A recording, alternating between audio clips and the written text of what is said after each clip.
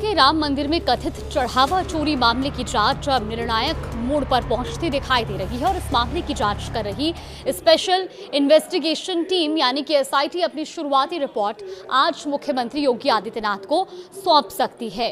रविवार शाम जांच टीम मुख्यमंत्री से मिलने पहुंची थी, लेकिन पूर्व निर्धारित बैठकों और मॉनसून सत्र से जुड़ी व्यस्तताओं के चलते मुलाकात नहीं हो सकी। नमस्कार, आप देख रहे हैं न्यूज 18 का डिजिटल प्लेटफॉर्म और मैं हूं आपके साथ जागृति खंतवाल। तो देखिए, 6 दिनों तक चली गहन जांच के दौरान एसआईटी ने बड़ी मात्रा में डिजिटल और दस्तावेजी साक्ष्य जुटाए हैं।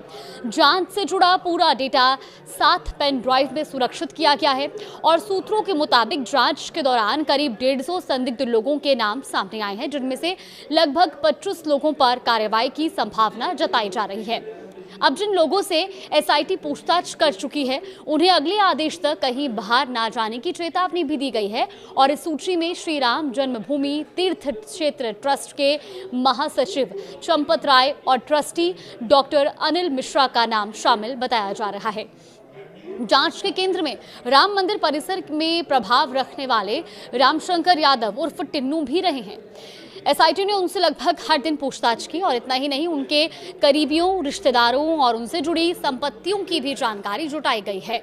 अब इन 6 दिनों में जांच टीम ने सीसीटीवी फुटेज, चढ़ावे के प्रबंधन से जुड़े रिकॉर्ड, दान राशि की गिनती की प्रक्रिया, बैंक में पैसा जमा कराने के तरीके और वित्तीय लेन देन से जुड़े लगभग हर पहलू की बारीकी से पड़ताल की।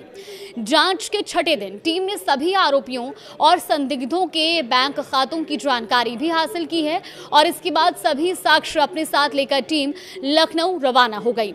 जांच का दायरा सिर्फ वर्तमान घटनाओं तक सीमित नहीं रहा है। एसआईटी ने मंदिर के दान पात्रों की धनराशि के उपयोग, कथित अनावश्यक खर्चों और भूमि खरीद से जुड़े मामलों की भी समीक्षा की और इसके लिए साल 2021 तक के रिकॉर्ड खंगाले गए और बैंक अधिकारियों से पूछताछ भी की गई। अब सूत्रों के अनुसार ट्रस्ट के महासचिव चंपत राय और ट्रस्टी डॉक्टर अनिल मिश्रा पर कार्रवाई लगभग तय मानी जा रही है और दोनों को उनके पदों से हटाए जाने की संभावनाएं भी हैं। हालांकि अभी तक इसकी कोई आधिकारिक पुष्टि या कोई आधिकारिक जानकारी नहीं दी गई है। इसके अलावा राम मंदिर निर्माण के प्रभारी गोपाल राव के खिलाफ भी कार्रवाई की चर्चा है।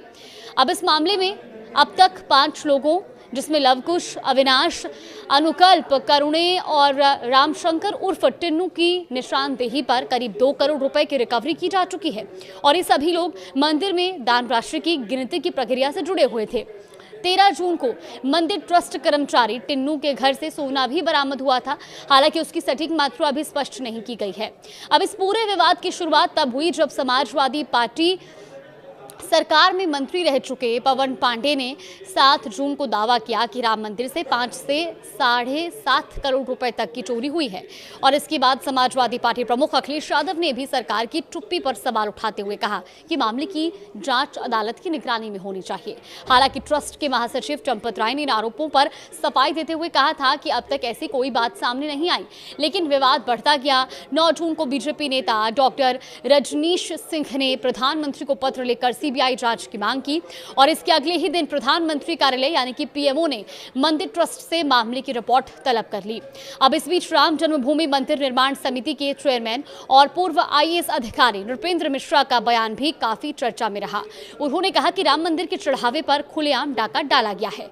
उनके अनुसार ये लोगों के विश्वास के साथ बहुत बड़ा विश्वासघात है और मंदिर का पूरा प्रबंधन बदल दिया जाना चाहिए। उन्होंने बैंक अधिकारियों की भूमिका पर भी सवाल उठाते हुए इसे बड़ी लापरवाही बताया। अगर एसआईटी की 6 दिनों की कार्रवाई पर नजर डाले तो पहले दिन महासचिव चंपत राय, आमंत्रित सदस्य गोपाल राव और संदिग्ध कर्मचारियों से करीब 6 घंटे पूछताछ की गई। दूसरे दिन चंपत राय और गोपाल राव से 4 घंटे तक सवाल जवाब हुए। इसके बाद तीसरे दिन बैंक अधिकारियों और नोटों की गिनती करने वाली निजी एजेंसी के प्रतिनिधियों से पूछताछ की गई। चौथे दिन ट्रस्टी डॉक्टर अनिल मिश्रा से लगभग 4 घंटे तक दान राशि की गिनती, रखरखाव और बैंक में जमा करने की प्रक्रिया को लेकर सवाल पूछे गए और इसी दिन टिन्नू यादव से भी पूछताछ कर जवाबों का क्रॉस वेरिफिकेशन किया गया। 5वें दिन चंपत राय, डॉक्टर अनिल मिश्रा और गोपाल राव से अलग अलग पूछताछ हुई, जबकि स्टेट बैंक के शाखा प्रबंधक और कैशियर से भी जानकारी ली गई है। इसके बाद अगले दिन सभी संदिग्धों और आरोपियों के बैंक खातों की जांच पूरी कर टीम सभी सबूतों के साथ लखनऊ लौट गई। अब सभी की नजरें एसआईटी की शुरुआती रिपोर्ट पर टिकी है, क्योंकि इस रिपोर्ट के आधार पर आगे की कार्रवाई और संभावित जिम्मेदार लोगों के खिलाफ फैसले लिए जा सकते हैं। फिलहाल इस पर हमारी भी नजरें बनी हुई है। कोई भी अपडेट आएगा तो आप तक जरूर साझा करेंगे।